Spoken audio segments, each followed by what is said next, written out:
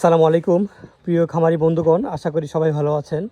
আমি আজকে আপনাদের সাথে কথা বলবো আমরা যখন একটা গাভীকে সরাসরি কৃত্রিম প্রজনন করাই কি কি সুযোগ সুবিধা পাই, এবং আমরা যখন একটা গাভীকে শুধু প্রাকৃতিক প্রজনন বা আপনার সার দিয়ে যখন আমরা গাভীকে একটা প্রজনন করাই তাহলে আমরা কী ধরনের সুযোগ সুবিধা পাই।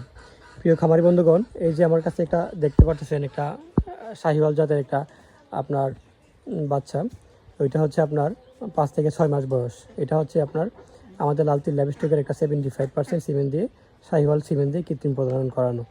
আর এটা একটা গাভী দেখতে পাচ্ছেন, একটা বকনা। এটার বয়স হচ্ছে আপনার প্রায় 3 বছর। এটা হচ্ছে একটা সরাসরি সার দিয়ে প্রজননকৃত একটা বাচ্চা। এটার বয়স হচ্ছে 3 বছর। আমি আপনাদের কাছে ভিডিওটা তুলে দেওয়ার মূলত উদ্দেশ্য হচ্ছে এই যে দেখেন, আমরা কৃত্রিম প্রজনন করার ফলে যে সুযোগ সুবিধাটা সবথেকে বেশি পাই সেটা হচ্ছে এই যে আপনার উন্নত জাতের একটা উন্নত বৈশিষ্ট্যের একটা আমরা গাভী থেকে একটা বাছুর সংগ্রহ করতে পারি। যেমন এই যে বাছুরটা দেখতে পাচ্ছেন, এটার বর্তমান বাজার মূল্য এবং এই যে এটার বর্তমান বাজার মূল্য কিন্তু অনেক পার্থক্য।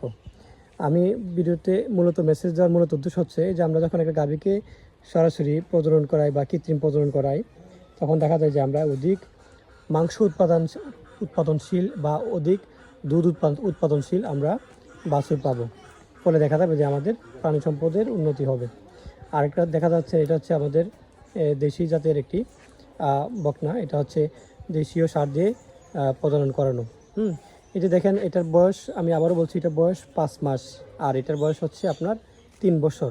হ্যাঁ, 3 বছর হচ্ছে আপনার 36 মাস, আর এটার হচ্ছে আপনার এই বাছুর থেকে 29 মাস বেশি বয়স। কত বুঝতে পারছেন? একটা কল্পনা করা যায়, একটা বাছুরকে যখন একটা ষাঁড় বাচ্চাকে যখন আমরা 29 মাস লালন পালন করি, এটার ভিতরে আমাদের কী পরিমাণ কস্ট যায়। খাবার খরচ আছে, আপনার ম্যানেজমেন্ট খরচ, সব কিছু টোটালি মিলে অনেক আপনার লস আসে।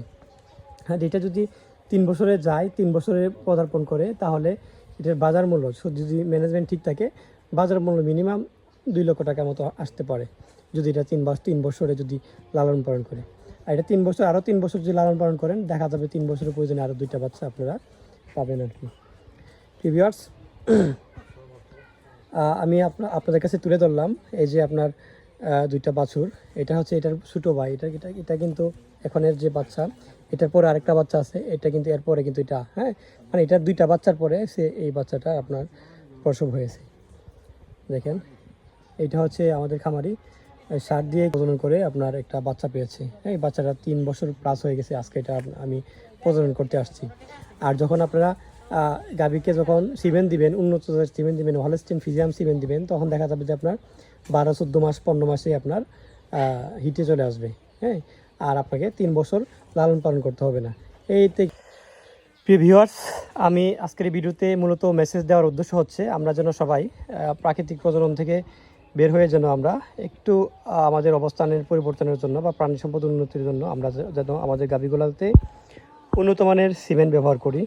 ফলে দেখা যাবে যে আমাদের কম সময়ে অধিক উৎপাদনশীল আমরা গবাদি পশু পাবো আর কি। আমি আবারও বলছি, দেখেন, যখন আমরা গাভীকে সিমেন্ট দিবেন, এই সিমেন্ট দিলে দেখা যাবে যে আপনার দেশীয় জাত থেকে যখন আপনি উন্নত জাতের সিমেন্ট দিবেন, তখন দেখা যাবে যে অল্প সময়ে এটা হিটে চলে আসবে, অল্প সময়ে বাজারে বিক্রি করতে হবে। ঠিক আছে? এই যে এই বাছুরটার মতো 3 বছর লালন পালন করতে হবে না। একটা সার দিয়ে যখন কৃত্রিম প্রজনন করানো একটা বাচ্চা 3 বছর লালন পালন করে এই অবস্থা আসছে। আর এটা যদি কল্পনা করা যায় যে এটা 5 মাসে এরকম আসছে, যদি 3 বছর লালন পালন করি, তাহলে এটার অবস্থা কতটুকু পরিবর্তন হবে। শুধু লালন পালন করলেই হবে না, অবশ্যই এটার খাবার বা ম্যানেজমেন্ট, বাসস্থান সব কিছু আপনার পরিবর্তন করতে হবে। সো ভিউয়ার্স, আমি মূলত আজকে এই পর্যন্তই। অন্যদিন হাজির হব নতুন কোনো টপিক নিয়ে। সে পর্যন্ত ভালো থাকুন। আর আমি আরেকটা বিষয় হচ্ছে, আমি আপনাদেরকে এটার যে এটা মাথা দেখাই, এই যে এটার ঘরের বাচ্চা।